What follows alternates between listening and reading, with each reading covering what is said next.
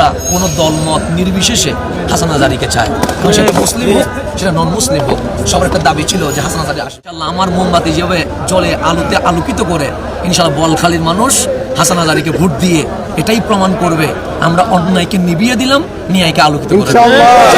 আমার এই চট্টগ্রামের যে ৮ আসন, সেই আসনটা এমন একটি চমৎকার আসন, গ্রাম আর শহরকে সমন্বিত করেছে।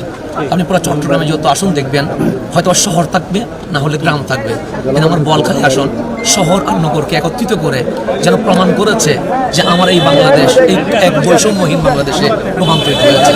সেই এলাকার মানুষগুলো এত শান্তিময়, যাদের চাহিদা এত বেশি নয়, সামান্য, রাত্রে আরামে ঘুমাবে, দিনে সুন্দরভাবে কাজ করবে, পরিবারের সাথে শান্তিতে থাকবে, সেটাই আমার এই বলখালী আসনের মানুষগুলো চায়।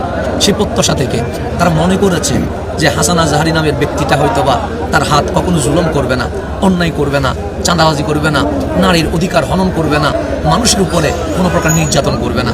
তাই বলখালীর আসন থেকে জনগণ আওয়াজ তুলেছে আমরা কোনো দলমত নির্বিশেষে হাসান হাজারীকে চাই, এবং সেটা মুসলিম হোক সেটা নন মুসলিম হোক, সবার একটা দাবি ছিল যে হাসান হাজারী আসবে।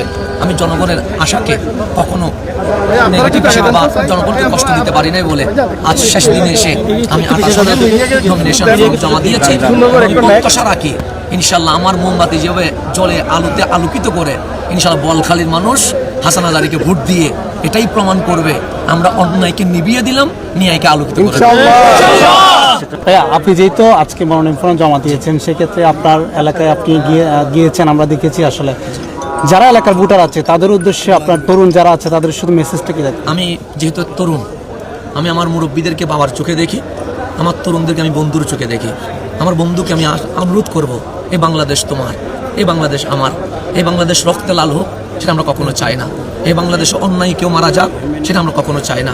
সুতরাং আসো তরুণ, এই হাতকে আমরা পবিত্র করি। আমি তোমাদের ভাই, আমি অন্তত এতটুকু জামানত দিতে পারবো, আমি টাকা দিয়ে ভোট কিনবো না। সুতরাং আমি এই ভোটকে কখনো ব্যবসা হিসেবে, বাণিজ্য হিসেবে দেখবো না।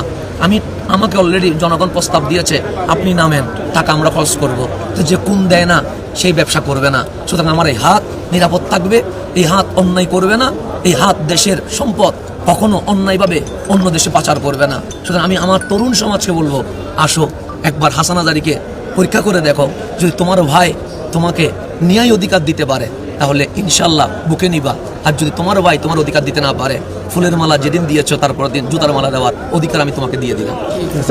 নির্বাচন পরিবেশ নিয়ে কোনো কিছু বলা আছে? নির্বাচন পরিবেশ নিয়ে অবশ্যই আমার বলা আছে, কারণ এই পর্যন্ত এখনো নির্বাচনের সম্পূর্ণ আমেজ শুরু হয়নি।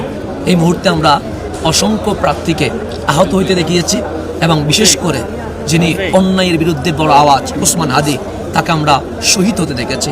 আমরা কখনো চাই না দল বা মতের বিপরীত থাকলে তাকে খুন করতে হবে, এই অধিকার কেউ কাউকে দেয় নাই। বাংলাদেশে আইন আছে, আদালত আছে, অন্যায় হলে বিচার করার অধিকার আইনকে দেওয়া হয়েছে। সুতরাং এই পর্যন্ত 2-3 জন মানুষ যে মারা গেছে মবের মাধ্যমে, অনেক মানুষ বাংলাদেশে হত্যার শিকার হয়েছে। আমরা প্রশাসনের প্রতি অনুরোধ করব, এই সোনার বাংলাদেশের মানুষ এই নির্বাচনকে যুদ্ধ নয়, মারামারি নয়, উৎসব হিসেবে দেখতে চায়।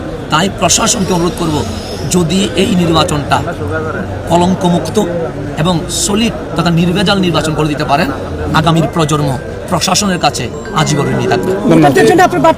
ভোটারদের জন্য আমার বার্তা হচ্ছে, ভোটাররা অবশ্যই কোনো ভয়, কোনো আতঙ্কিত হবেন না, ভোট দিতে আসবেন। আপনার ভোট দেওয়াটা আপনার অধিকার। আপনি কারো কথায় মুগ্ধ না হয়ে আপনি নিজের বিবেক আছে, বিবেক দিয়ে বিবেচনা করেন কাকে ভোট দিলে আপনার এলাকা, আপনার দেশের, আপনার সমাজের ন্যায় হবে, তাকে আপনি ভোট দেন।